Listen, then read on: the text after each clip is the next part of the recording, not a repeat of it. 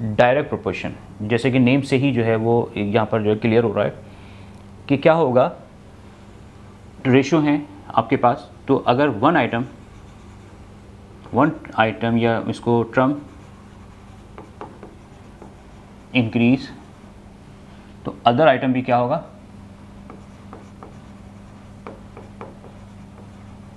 Increase, यानी कि cause, ये कॉज है, यानी किसी चीज़ में कॉज यानी कि इसको हम कह सकते हैं कॉज, और उसका जो है वो रिजल्ट, देख राइट। कॉज क्या हो सकता है कि टेम्परेचर इंक्रीज़ करता है तो उससे जो है, और रिजल्ट एक आता है कि इस इलेक्ट्रिसिटी का जो बिल है वो बढ़ जाएगा, ये कॉज होगा, ये इसके साथ रिजल्ट हो सकता है। तो या वन आइटम, वन टर्म या आइटम डिक्रीज, अदर डिक्रीज। तो ये मैंने एक रिलेशन यहाँ पर जो है आपको बता दिया कि डायरेक्ट प्रोपोर्शन क्या होगा कि रेशियो के दरमियान जो रिलेशनशिप होगा वो इस तरह से होगा कि एक अगर इंक्रीज़ होगा आइटम तो दूसरा भी इंक्रीज़ हो जाए, एक डिक्रीज़ होगा तो दूसरा भी डिक्रीज़ हो जाए। इसकी बहुत ज़्यादा एग्जाम्पल्स आपके पास, आप खुद से ले सकते हैं। जितना ज़्यादा आप पढ़ेंगे उतने ज़्यादा मार्क्स आ जाएंगे, राइट। जितना ज़्यादा आप तेज़ भागेंगे उतना ज़्यादा डिस्टेंस कवर करेंगे। डिक्रीज़ का मतलब क्या होगा, जितना यूजेज जो है आप एयर कंडीशन का यूजेज जो है कम करेंगे तो बिल भी जो है उसका जो है वो कम आएगा, ठीक। तो एक आइटम डिक्रीज़ कर रहा है तो दूसरा आइटम भी डिक्रीज़ कर जाए। तो क्वेश्चन करने के लिए सबसे पहले आपको अब एग्ज़ाम में आपको ये बताया नहीं जाएगा कि क्वेश्चन आएगा कैसे। एग्ज़ाम में आपको जो है वो सिनेरियो जो है वो दे दिया जाएगा, आपको खुद ही फाइंड आउट करना होगा कि जो अभी तो हम ये क्वेश्चन कर रहे हैं तो हम आपको बता देंगे डायरेक्ट है इनडायरेक्ट है, लेकिन एग्जामिनर पॉइंट ऑफ व्यू से आपको खुद से जो है फाइंड आउट करना पड़ेगा कि ये जो रिलेशनशिप बन रही है वो डायरेक्ट बन रही है, इनडायरेक्ट बन रही है, या सो ऑन जो बन रही है, सही ना। तो ये आपको जो है जैसे क्वेश्चन को प्रैक्टिस करेंगे उस प्रैक्टिस के साथ साथ जो है आपको ये क्लियर होता चले जाएगा। तो हम जो है यहाँ पर एक क्वेश्चन आपको मैं लिख कर देता हूँ और उसको जो है वो यहाँ पर हम जो है वो सॉल्व करते हैं, राइट। ये एक मैंने क्वेश्चन जो है आपके लिए लिखा है और इस क्वेश्चन को हम जो है डायरेक्ट मेथड से करेंगे। एग्ज़ाम में आपको कहीं लिखा नहीं होता कि इसको डायरेक्ट से करें इनडायरेक्ट से करें, आपको रिलेशनशिप खुद से इस्टेब्लिश करनी है गिवन क्वेश्चन में। तो इसका बहुत ही एक मैं आपको जो ईजी वे बताता हूँ। आपने क्वेश्चन को पढ़ के इसमें से ये देख लें कि उसमें बात क्या हो रही, क्या आपसे जो है रिक्वायरमेंट है वो आप देख लें, और उसको फिर डेटा को जो है अपने टेबुलेटेड फॉर्म में अरेंज करें, और टेबुलेटेड फॉर्म में अरेंज करने के बाद फिर ही आप जो है इसमें रिलेशनशिप देखें, कॉज और इसका इफेक्ट देखें, राइट। तो हम से यहाँ पर मैं क्वेश्चन पढ़ता हूँ, क्या है, if 20 man can prepare a table in a day, एक दिन में जो है 20 मैन जो है वो 10 टेबल्स जो है वो बनाते हैं। How many men are required to prepare 25 tables, तो 25 टेबल्स बनाने के लिए कितने जो है वर्कर रिक्वायर्ड हैं। तो यहाँ बात हो रही है, किसकी बात हो रही है, मैन की और टेबल्स की, जबकि यहाँ पर जो है डे भी लिखा हुआ है। डे जो है वो पर्टिकुलर एक डे है जो उनका वर्किंग आवर्स होगा उसमें, तो वो फिक्स है, दोनों सूरतों में जो है वो फिक्स है, 25 के लिए भी फिक्स है और जो है वो 10 के लिए भी जो है वो फिक्स है। तो हमारे पास जो है वो ना, अच्छा यहाँ पर क्या है कि यहाँ पर सिनारियो चेंज नहीं हो रहा, यहाँ पर जो वर्किंग आवर्स सेम है, कंडीशन सेम है, वर्कर की कंडीशन सेम है, तो यहाँ पर आप दूसरी चीज़ों को जो है वो चेंज नहीं करेंगे इसको सॉल्व करने के, राइट, समझ आ गई। अब सबसे पहले अब जो मालूम करना है वो क्या मालूम करना है, मैन मालूम करने के, वर्कर मालूम करना है। तो उसको आप सपोज कर लें let X be the man, ठीक है। क्योंकि मैंने आपसे क्या कहा है, आप क्वेश्चन पढ़ के घबराएं नहीं कि रिलेशनशिप क्या है, आप सबसे पहले उस जो डेटा है क्वेश्चन में उसको अरेंज कर लें टेबुलेटेड फॉर्म में।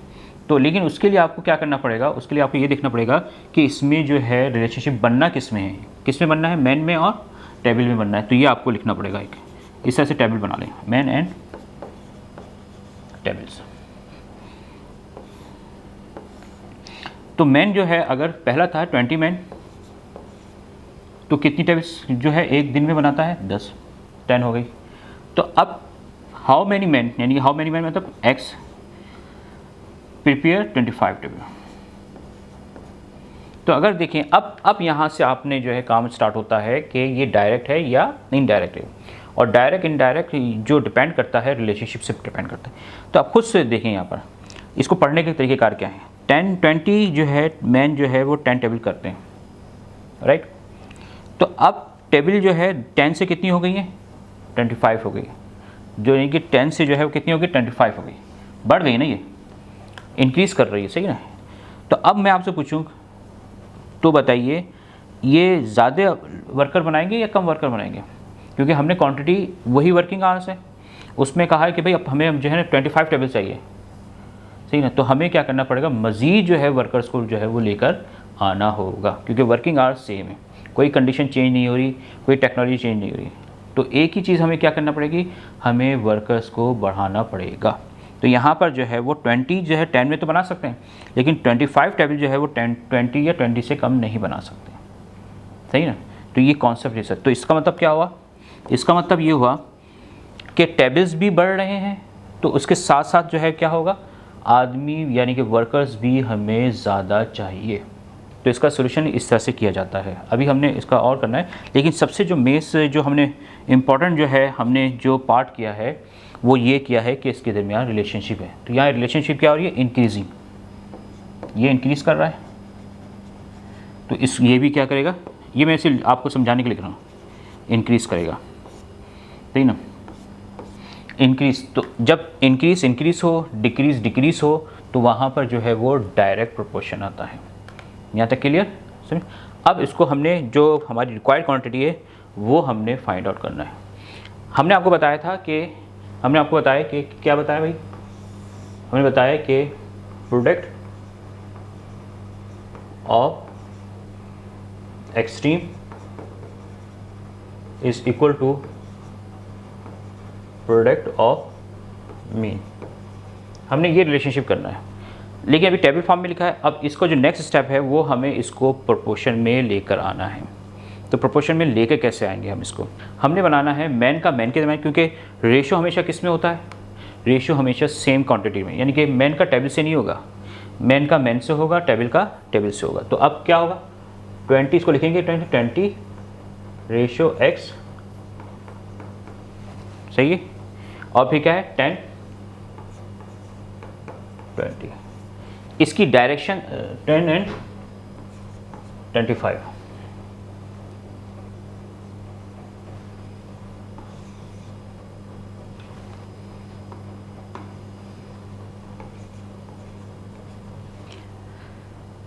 आपको ये जो रेशो बनाना है, ये आप इसको इसमें जो है ज़रा केयरफुल रहिएगा। इसको बनाने कैसे, जब आपने ये इस्टेब्लिश कर लिया तो आपको लिखना कैसे होगा इस रेशो में, ठीक है। इस रेशो में आप प्रोपोर्शन में कैसे लिखेंगे, 20 का अगर डायरेक्शन सेम रखनी है, या तो ऐसे आप डाउनवर्ड से अपवर्ड चलें या अपवर्ड से डाउनवर्ड चलें, कोई एक डायरेक्शन आपने रखनी है दोनों के लिए, सही ना। तो अगर 20 को x से करेंगे, फिर 10 को 25 से करेंगे, जैसे 20 रेशो x प्रोपोर्शन 10 एंड 25। अगर आपने उल्टा कर दिया, ठीक है ना, उल्टा कर दिया तो मुश्किल हो जाएगी। इसी वजह से मैंने ये जो एरो बनाए हैं वो यही वजह बनाए हैं, एरो, ठीक है ना। अब आप एरो को ऐसे भी बना सकते थे, यहाँ पर इस तरह से जो है अपवर्ड डायरेक्शन बना सकते थे, अपवर्ड डायरेक्शन में जो है रेशो को ये एरो को बनाया जा सकता था। तो ये एरो बनाने का जो मकसद है वो इसी तरह से है कि आप इसको जो प्रोपोर्शन है वो लिखने में आपको आसानी हो, ठीक है ना, इसी वजह से बनाया है मैंने। तो 20 का x से करेंगे, 20 का x से करेंगे, फिर 10 का 25 से करेंगे। फिर रिपीट कर रहा हूँ, ऐसा ना करें कि x का 20 से कर लिया फिर 10 का 25 से कर लिया, ये रिलेशनशिप ही अलग होगी, जो कि हम आपको नेक्स्ट उसमें बताएंगे। तो यहाँ पर ये बात समझ आ गई। तो यहाँ मैंने product of extreme and product of mean, ये आपने देखना है, प्रोडक्ट ऑफ एक्सट्रीम और प्रोडक्ट मीन। तो कैसे होगा प्रोडक्ट ऑफ एक्सट्रीम और प्रोडक्ट मीन, यानी 20 का 25 से और x का 10 से, 20 मल्टीप्लाई बाय 25 और x मल्टीप्लाई बाय 10, सही है। अब ये आपके पास हो गए अलजेब्रिक इक्वेशन, सेम टाइप की बन गई। तो अब देखें, तो यहाँ पर x को हमने यहीं छोड़ दिया,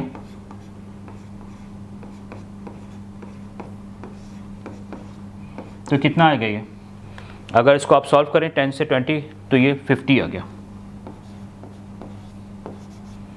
क्या आ गया, ये 50 आपके पास जो है वो आ गया। तो ये 50 है क्या, ये 50 है मैन का। तो कितना होगा, हम लिख सकते हैं कि therefore 50 man required for preparing 25 table. सही, ये एक हमने पूरा कंप्लीट क्वेश्चन जो है वो कर लिया है। एक और क्वेश्चन हम करते हैं ताकि आपकी प्रैक्टिस जो है वो बन जाए, क्योंकि अभी जो मैंने एक क्वेश्चन किया था वो इंक्रीजिंग था। अब एक और क्वेश्चन करते हैं जिसमें हम डिक्रीजिंग इफेक्ट्स को जो है वो डिस्कस करेंगे। क्वेश्चन वही एक आपने लिखा है, बहुत ही सिंपल सा क्वेश्चन लिखा है, if 15 dozen of eggs cost ₹750, how much will 8 dozen of eggs cost. तो यहाँ पर जो है आपको वो देखना है कि अब फ़ौरन क्वेश्चन पढ़ के आप जो है वो रिलेशनशिप इस्टेब्लिश ना कीजिए, बार बार कह रहा हूँ ना कीजिए। पहले आप डेटा बनाएं और डेटा में क्या रिक्वायर्ड है वो देखें, फिर उसके बाद रिलेशनशिप जो है वो इस्टेब्लिश करें, वरना आप मिस्टेक कर जाएंगे। राइट, तो सोल्यूशन इसका कैसे करना है? सबसे पहले आपको क्या करना है, इसमें बात जो हो रही है वो हो रही है डज़न की, यानी कि एग की बात हो रही है और उसकी कॉस्ट की बात हो रही है। सही है। अब हमें क्या मालूम करना है, how much will 8 dozen of egg cost. Cost जो है मालूम करना है, तो यहाँ पर लेट करते हैं, लेट कॉस्ट बी एक्स। हमने कैश को एक्स जो है वो कर लें। अब टेबलेट, आपको नेक्स्ट मैंने स्टेप क्या बताया था, आप टेबलेटेड फॉर्म बनाएं। तो इसमें बात क्या हो रही है, एक्स की, एक एक्स की बात हो रही है। एक्स किस में है, ये लिख दिया करें, ज़्यादा अच्छा है, डज़न जो भी इसका यूनिट है वो लिख दिया करें। और कॉस्ट हो रही है, कॉस्ट, और कॉस्ट किस में है, रुपीस में, जो भी इसका यूनिट है। सही है, ये ज़रूर लिखा करें। इससे लिखने से क्या होता है कि एक्स है, डज़न में है।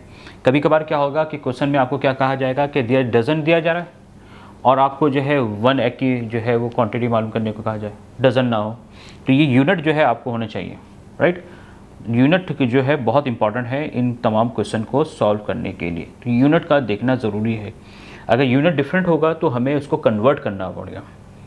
सही है, जैसे मिसाल के तौर पे आपके पास है कार की स्पीड है किलोमीटर, सही ना, किलोमीटर जो है पर आवर के हिसाब से चलती है। एक क्वेश्चन में दे दिया कि सेकंड में दे दी, सही, मिनट्स में दे दिया, तो यूनिट जो है वो मस्ट बी सेम। जो भी आपको वहाँ टर्म्स दी गई हैं उन टर्म्स के यूनिट जो है वो सेम होना चाहिए। अगर सेम नहीं है तो आपको उसको कन्वर्ट करना पड़ेगा, और एग्ज़ाम में ऐसे क्वेश्चंस आते हैं। राइट, तो अब हमें इसको करते हैं। तो अब पहला आप इसको जो है बना लें, टेबल बना लें, 15 डजन एग्स ऑफ कॉस्ट, तो 15 डजन है और इसकी कॉस्ट कितनी, कॉस्ट के कॉलम में कॉस्ट लिख दें। How much will dozen, 8 dozen, तो 8 डजन जो है 8 डजन की कॉस्ट हमने क्या करना है, मालूम करना है।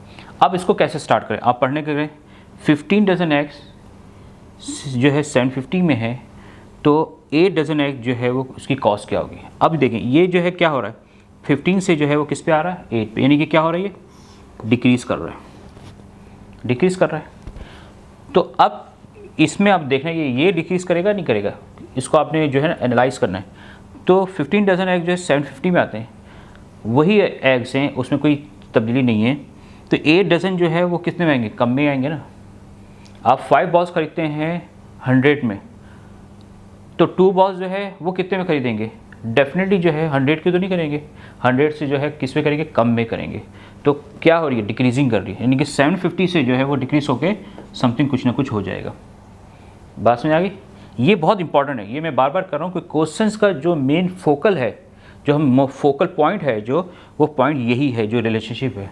क्योंकि अगर रिलेशनशिप आपने जो है सही नहीं इस्टेब्लिश की तो आप जो है डायरेक्ट का इनडायरेक्ट कर देंगे, इनडायरेक्ट का कंबाइंड का जो आप आपस में जो है वो कर देंगे और क्वेश्चन जो है वो आपका गलत हो जाएगा। तो ये तो सबसे पहले जो है रिलेशनशिप को ही तरीके से मेंटेन करना है। फिर रिपीट कर देते हैं, 15 है से 750 था, तो 15 से क्वांटिटी कम होकर जो है वो 8 पर आ गई है, तो डेफिनेटली जो है इसकी कॉस्ट भी क्या होगी, कम हो जाएगी। तो ये होगा इसके कॉज एंड इफेक्ट्स हो गए। या तो क्या हो रहा है यहाँ पर, डिक्रीजिंग। मैं यहाँ पर समझाने के लिए लिख देता हूँ, ये लिखना नहीं होता, ये डिक्रीजिंग। तो ये भी क्या कराएगा, इसका डिक्रीज कराएगा। तो मैंने कहा था आपसे कि जब डिक्रीज से डिक्रीज होगा तो यहाँ पर जो है डायरेक्ट प्रोपोर्शन होगा, इंक्रीज से इंक्रीज होगा तो भी डायरेक्ट होगा, यानी कि इफ़ेक्ट्स का जो डायरेक्शन है वो सेम होनी चाहिए। Increasing to increasing, decreasing to decreasing, right. अब हमने नेक्स्ट स्टेप क्या हमारे पास, इनकी स्टैब्लिश करते हैं हम, इसको कन्वर्ट करते हैं इसको रेशियो यानी प्रोपोर्शन में। तो कैसे लिखेंगे, x का x के दरमियान 15:8। देखिए ये मैं लिख रहा हूँ ऊपर से नीचे, राइट। इसी तरह से यहाँ क्या होगा 750:x, और ये आपका प्रोपोर्शन में आपने इसको कन्वर्ट कर दिया। कितने इजी तरीके से किया ना, 15 का 8 से, 750 का इस तरह से, सही है। अब हमारे पास क्या फार्मूला क्या है, हमारा फार्मूला ये है प्रोडक्ट ऑफ मीन ले लें या प्रोडक्ट ऑफ एक्सट्रीम ले लें, equal to product of mean. Mean का मतलब क्या होता है, मिडिल, एक्सट्रीम का मतलब साइड की वैल्यू। तो यहाँ क्या हो जाएगा, तो 15 मल्टीप्लाई बाय क्या हो जाएगा x,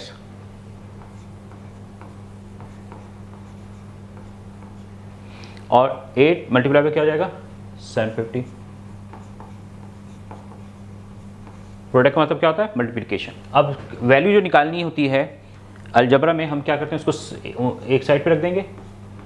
तो ये 15 जो है इससे मल्टीप्लाई हो रहा है, तो इक्वल के दूसरी जानी जाएगा, तो क्या हो जाएगा, ये इस पूरे से क्या हो जाएगा, ये डिवाइड हो जाएगा।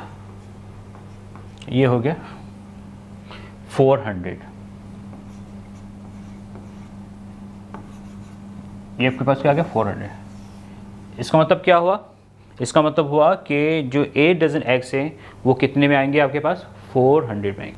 ये आपने क्वेश्चन जो है वो कर लिया। अब इसको वर्डिंग में लिख दें। नॉर्मली क्या होता है कि जो वर्डिंग क्वेश्चन होते हैं ना, तो उनका आंसर भी लास्ट में जो है वो वर्डिंग ही कर दिया करें, ठीक है ना। तो हम लिख देंगे देयरफॉर 8 डजन